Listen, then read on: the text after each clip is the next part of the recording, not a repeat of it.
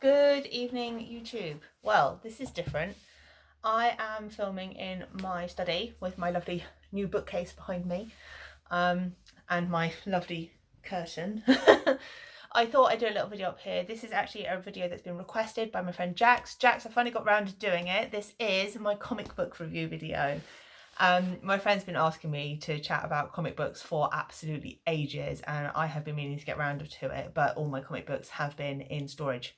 So I don't have that many of them out of storage just yet, but I do have some that I'd like to talk about. These are some of my favourite alternative comics. I mainly read Gothic comics, with the occasional thrown in from DC. Anyone who knows me knows that I'm a massive fan of Poison Ivy, and also Harley Quinn. So they're in here. Well, Harley is. Poison Ivy isn't in here because she's in storage, but she would be otherwise. However, Harley's probably the most popular, well-known character I'm going to talk about. So this is one of my favourite comic books. This is Harley Quinn and Batman. It's by DC Comics. My boyfriend bought me this. I love Harley. She's just awesome. I love the character. I love her relationship with Joker. Their kind of love-hate relationship. She just, I don't know, she captivates me.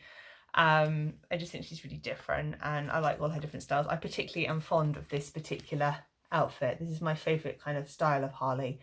I much prefer her that way, sort of like the old Joker style Harlequin, to the more, what's the word I'm looking for, the more recent incarnation, I suppose.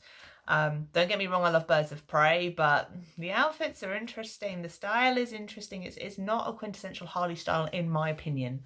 But that's just me. That's not to say I don't love the film, because I absolutely did love the film. But going back to the comic books, love makes you do crazy things. That's Harley, and that's life. So yeah, I guess I really connect with her because she's just a bit quirky. She's a bit out there. She kind of does her own thing, and I love her. So that's my first comic book. Anyway, moving on, how could I do comic books without mentioning this gentleman? This is The Sandman by Neil Gaiman, who we all know that I absolutely adore. This is the first instalment. This is Preludes and Nocturnes. I do have several others up here. You can tell I love these because my Sandman are all in dust jackets. So I have Doll's House, which is the second instalment, and I also have, can't read it, Brief Lives, which I think is instalment 5. I'm in the middle of collecting these. I did have the whole set many years ago, and they got lost in my travels. People borrowed them and didn't give them back, etc, etc. So now I don't lend these to anybody. These are my copies and no one else is allowed them. But I love Neil Gaiman. The man is an absolute genius. His brain, my goodness, anyone who's that imaginative, that creative, wow, I would love to have him as a dinner guest. He would just be so interesting to talk to. I just love his concepts. I mean, obviously Sandman has the characters Death, Delirium, Dream, among many others. Delirium is my favourite.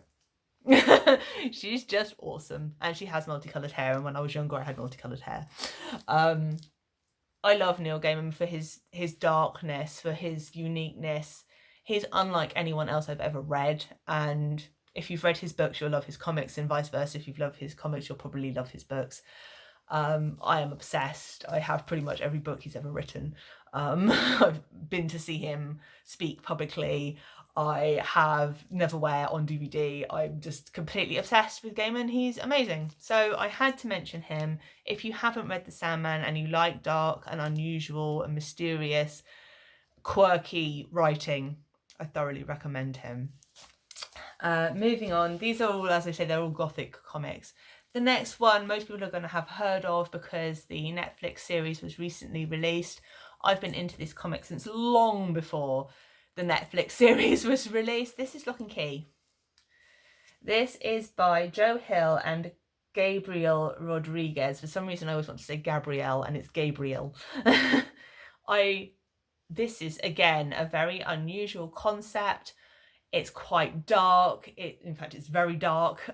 It's thoroughly unique. I mean, a lot of people will have seen the TV adaptation, which is really good, by the way. I loved the TV adaptation, but you can't beat the artwork. I mean, just to give you an idea of some of the artwork, I'm just going to open this. Here we have the Well Lady, and Brody.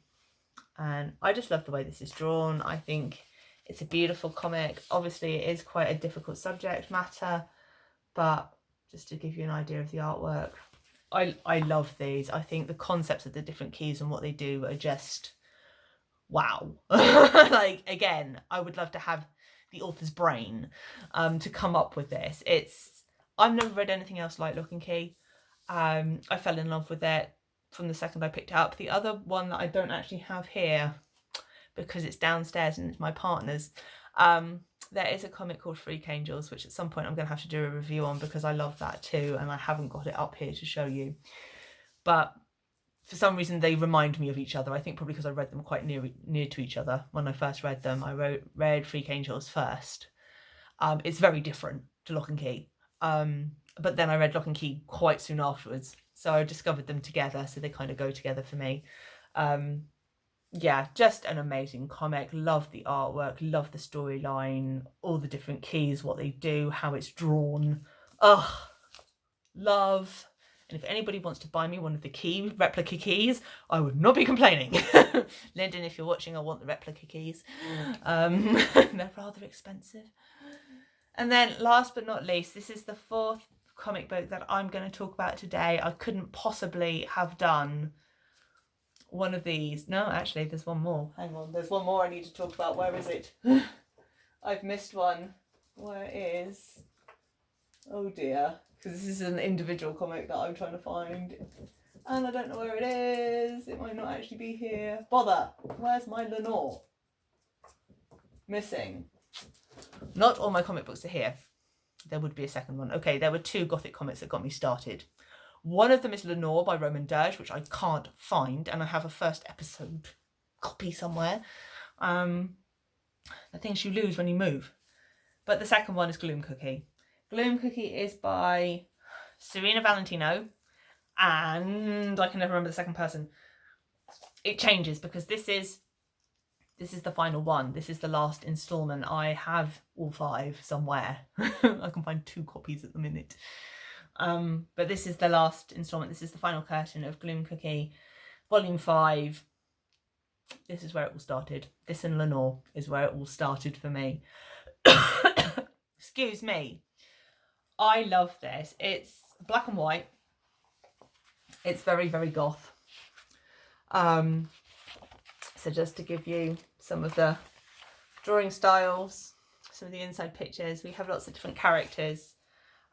We have a little girl called Lex, who is your quintessential traditional goth, cute little girl. She falls in love with Damien, who is a demon, and he has big wings and is amazing. Then there's Sebastian, who is a blonde young man, but he's also a monster. And Chris, the girl that falls in love with him. Chris is kind of blonde and kooky and crazy, and she's my favourite character. I love Chris. This is my heart. I love this comic. 2 pieces. The story's brilliant. It's about carnival and different characters and curses and monsters and demons and goth and I love this. Go and read it. It's all I can say. So that's my very short little comic book kind of collection video. Jax, if you watch this, I really hope you like it. Thank you for the suggestion. I think comic books are significantly underrated as a genre. Comic books, graphic novels, whatever you want to call them. I know they're different, but to me they're kind of the same thing. I love the graphic novel genre. I love the fact that you can have artwork with literature.